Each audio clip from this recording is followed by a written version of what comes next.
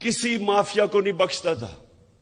اپنے پروگرام میں بار بار یہ جو دو لٹیرے خاندان جنہوں نے ملک کو 30 سال سے لوٹا ہے، ہر پروگرام میں ان کو ننگا کرتا تھا، ثبوت کے ساتھ.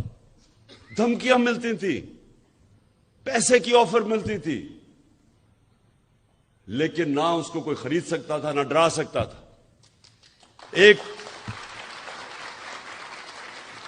اور وہ پاکستانی، وہ صحافی جو ساری قوم جانتی ہے کہ وہ ملک کے انٹرسٹ کے لیے محب وطن، جس آدمی کی گھر میں 2 شہادتیں ہوئی ہوں، جس طرح وہ پاکستانی فوج کے ساتھ کھڑا ہوتا تھا، جا کے ان کے کئی پروگرامز کرتا تھا ان کے لیے. تو یہ آج میں آپ کو بتانا ہوں کہ ٹریجڈی دیکھیں یہ پاکستان کی.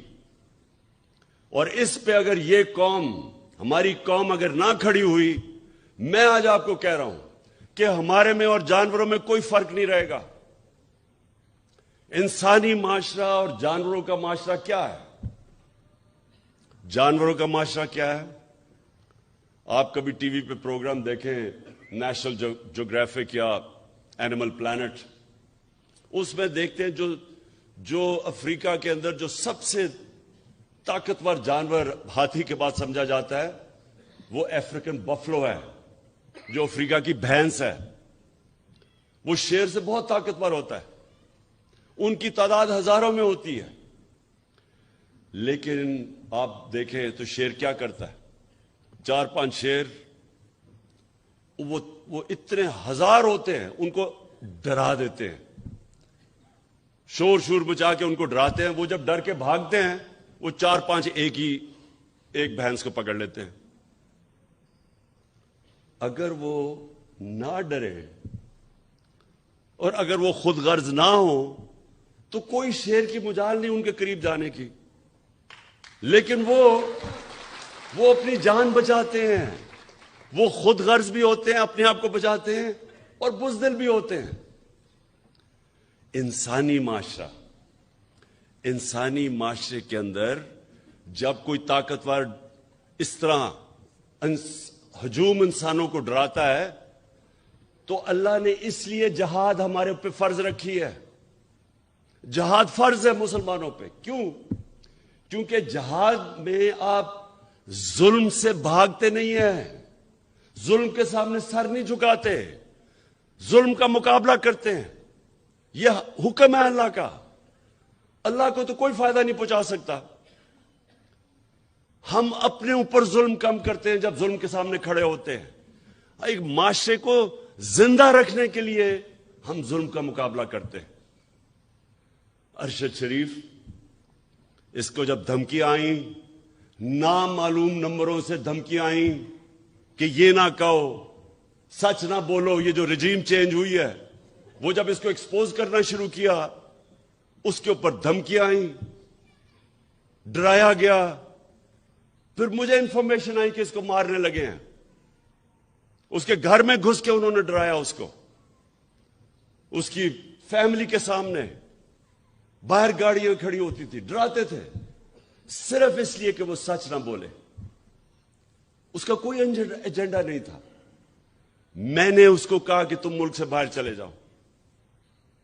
پہلے دفعہ نہیں مانا. پھر میں نے اس کو بتایا کہ مجھے انفارمیشن ہے، جس طرح مجھے انفارمیشن اپنے اوپر تھی کہ مجھے بھی وہ 4 بند کمروں میں جنہوں نے فیصلہ کیا تھا مجھے مارنے کا، میں نے اس کو بتایا.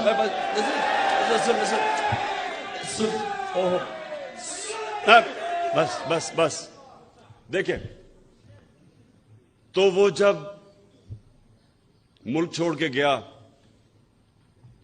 اس کا ویزا ختم ہونے لگا تھا دبئی کا. یہ واپس بلا رہے تھے اس کو. کوئی اس لیے نہیں کہ کوئی جرم کیا ہے اس نے، اس لیے کہ وہ سچ نہ بولے. اس کو واپس بلا رہے تھے. اور وہی کرنا تھا اس سے جو انہوں نے اعظم سواتی کو بند کمرے کے اندر ننگا کر کے اس کے اوپر تشدد کیا. شہباز گل سے کیا انہوں نے. جمیل فاروقی ایک رپورٹر جرنلسٹ، اس کو انہوں نے کیا. سینئر صحافی وہ ملک چھوڑ کے بھاگ گیا، صابر شاکر. اس کو دھمکیاں دی. یہ وہ لوگ ہیں.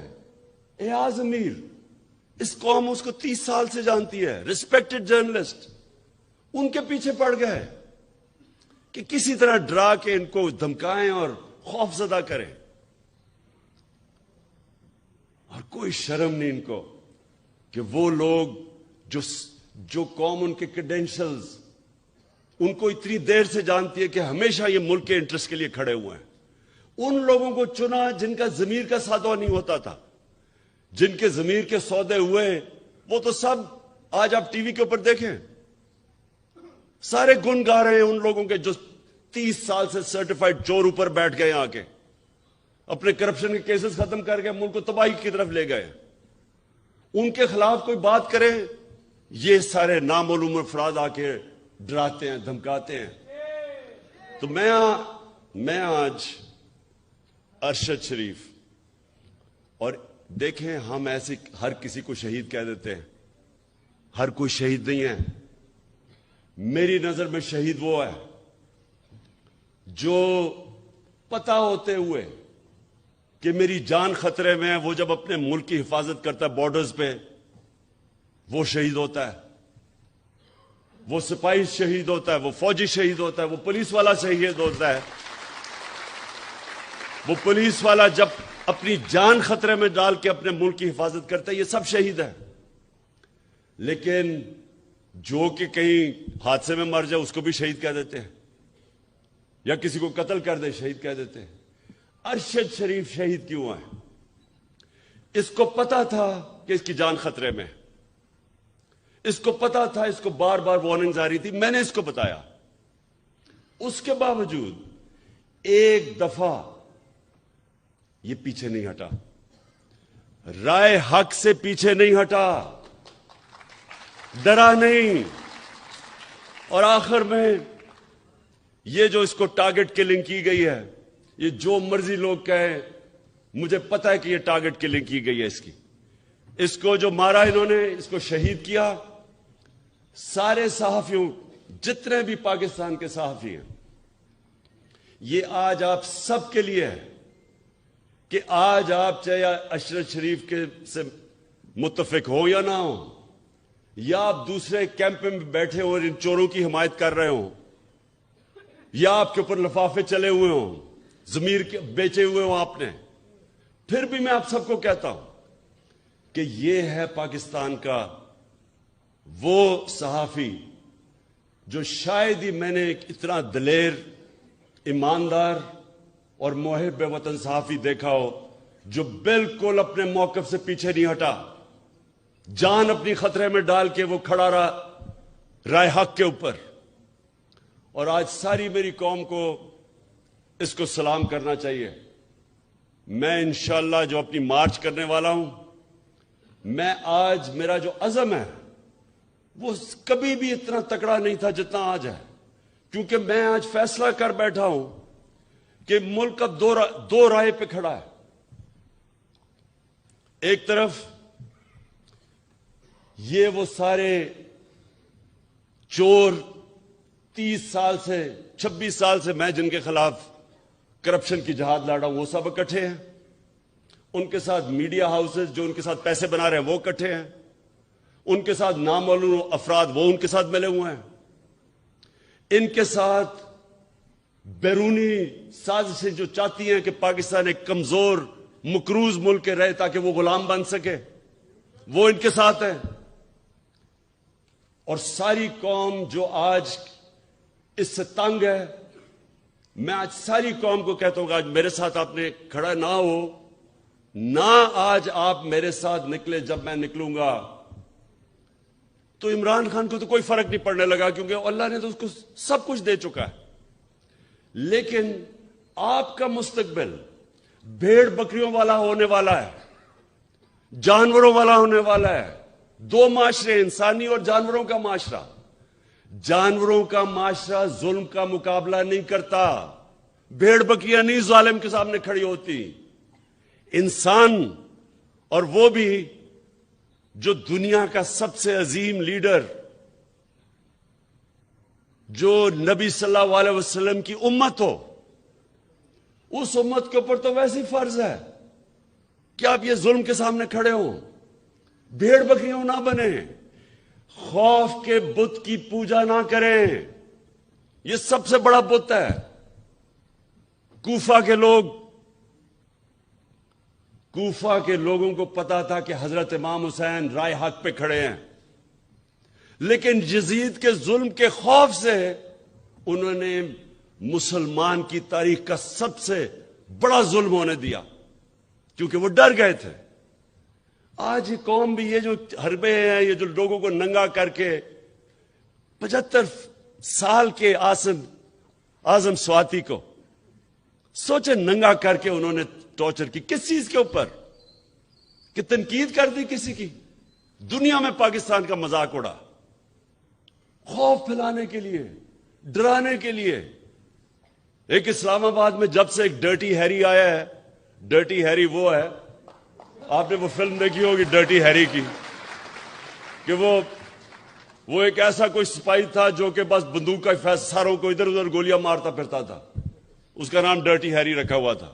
یہ اسلام آباد میں ایک ڈرٹی ہیری آ گیا، اور جب سے یہ آیا ہے کبھی کسی کو ننگا کر کے، ویسے اس کو ننگا کرنے کا کیا شوق ہے؟